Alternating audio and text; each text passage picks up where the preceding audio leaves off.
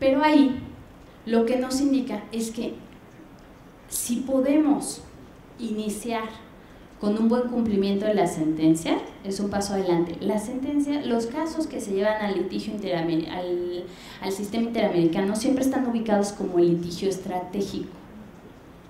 No vamos a recibir muchas sentencias de los mismos casos, y no porque no haya más mujeres que hayan sido violadas por elementos del ejército, no porque no haya más personas torturadas por elementos del ejército, no porque haya menos personas, o no haya más personas, más bien mujeres asesinadas, ¿no?, en Ciudad Juárez,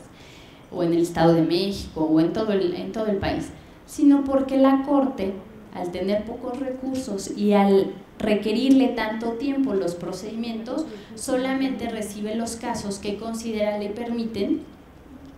dar una sentencia que busque cambios estructurales. Entonces, inclusive ahí nos evidencia la importancia que dio la Corte al tema de violencia hacia las mujeres, vinculado también con el Foro Militar, al aceptar dos casos, el de Valentina y el de Inés, que llegaran hasta la Corte. No dijo solamente pasa uno porque va a generar cambios estructurales, sino que consideró que era necesario que vinieran dos sentencias de los mismos, aunque varían un poco los elementos, pero en sí era violación sexual, mujeres, indígenas, por elementos del ejército. Entonces, consideró que necesitábamos en este país una cuestión mucho más clara, ¿no? Dos mensajes en el mismo sentido de tienes que tomar estas medidas. Pero bueno, cuando tenemos nosotros entonces esas sentencias, los cambios estructurales que se pueden trabajar vienen del litigio estratégico, y si ustedes pueden conocerlos, se darán cuenta que son como pequeñas observaciones, son parte de las mismas revisiones que se hacen, de grandes problemas que tenemos que trabajar en distintos niveles a nivel nacional, pero que uno importantísimo en los 5 casos es vinculado con la labor jurisdiccional. ¿Por qué? Porque se consideró que en ellos no hubo debida investigación, no se llevó a cabo el procedimiento como era y no se sentenció a las personas responsables. Y que hasta la fecha, y ahí vemos que hace falta el compromiso, vemos que no estamos siguiendo totalmente el cumplimiento de estas sentencias y que por lo tanto no estamos logrando la plena implementación de la reforma constitucional en materia de derechos humanos. Es que hasta la fecha, hasta donde yo sé, el día de ayer o ahorita antes de entrar con ustedes, no tenemos sancionadas, no tenemos una sentencia de las personas responsables de esos casos, de las violaciones sexuales, de la tortura, ni de los asesinatos. Entonces, ese es otro de los aspectos importantes. A veces se piensa que es mucho de medios de comunicación, pero la verdad es que el mensaje que se manda, ¿cómo podemos esperar que las autoridades respondan a casos nacionales que no tienen la misma cobertura si no se está logrando en 5, no tenemos cuántos, solo 5 casos en los cuales se ha pronunciado la Corte Interamericana respecto a las violaciones cometidas por México? La observación y armonización de las recomendaciones internacionales, que es todo lo que ya hemos platicado, pero además entender que la implementación de la reforma constitucional no solamente es el tener las leyes y los reglamentos indicados por los transitorios, no es nada más que ustedes puedan aplicar los tratados internacionales, respetar el principio de proporción, está todavía más del lado de cobertura total, pero la cuestión es, necesitamos todo un trabajo en conjunto, ¿sí?, coordinado para proteger a las personas. Aquí no estamos hablando, o yo no me estoy refiriendo a que se tenga que resolver siempre en favor de las personas, porque entonces no seguiríamos procedimientos penales, porque a quién le conviene que una persona esté privada de la libertad, pues no. La cuestión es, no está vinculado con el permitir la impunidad. Ahí sí tenemos que distinguir. O sea, sí, claro que debemos aplicar el principio pro persona, pero nunca los tratados ni el principio va buscando que se evada, que la persona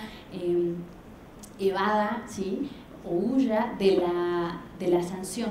de la impartición de justicia, simplemente que se respeten los mismos lineamientos que las autoridades del Estado mexicano ha decidido cumplir.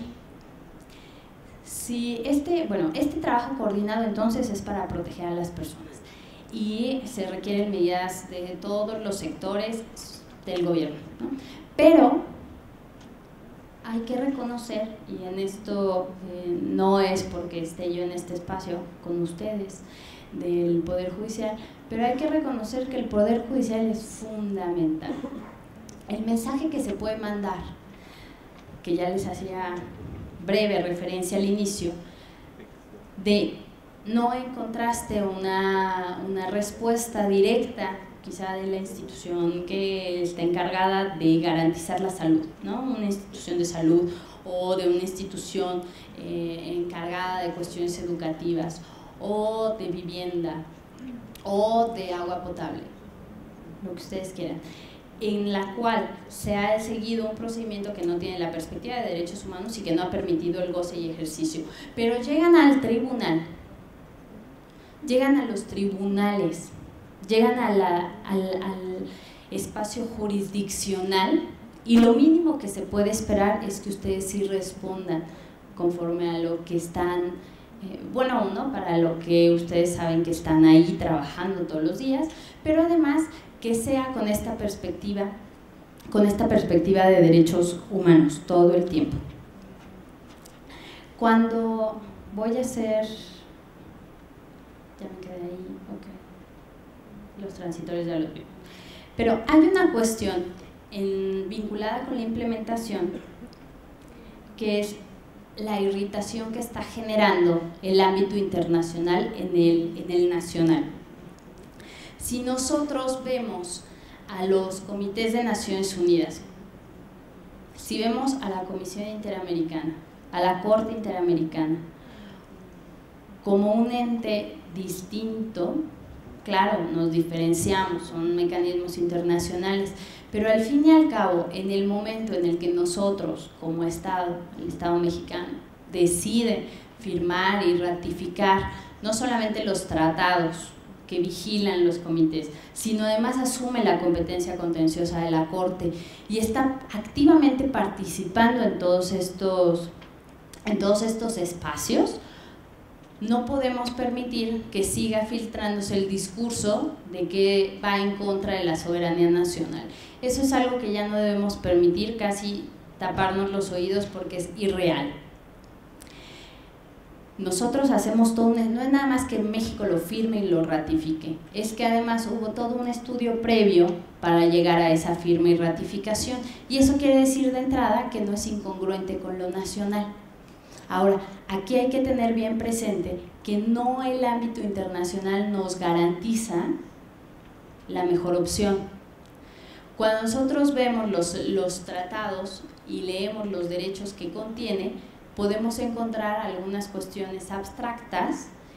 y de panorama que podría ser solamente con enunciados que necesitamos nosotros implementar, que nosotros necesitamos que impacten en el ámbito nacional y por lo tanto lo requerimos en una ley, en un reglamento que indique específicamente las cuestiones procedimentales y cómo lo vamos a entender. Pero intentan ser lineamientos que han sido acordados igual por los estados que están dentro de esa organización. Entonces, bueno, la cuestión del observador, de esos órganos que están observando a México, que están observando la labor jurisdiccional en México, la labor legislativa en México, que están observando el goce y ejercicio de los derechos en nuestro país, nos funciona, o sea, nos ayudan. Cuando se pueden no solamente tener más derechos o dar más contenido a los derechos, sino que además podemos tener esos órganos de vigilancia, complementan lo que se está haciendo aquí, pero no se puede apostar todo al ámbito internacional. Si bien tenemos derecho internacional de los derechos humanos y ustedes han visto ampliamente en su diplomado las facultades, los tratados, todo aquello que está en ese espectro, la realidad es que donde podemos encontrar los criterios jurisprudenciales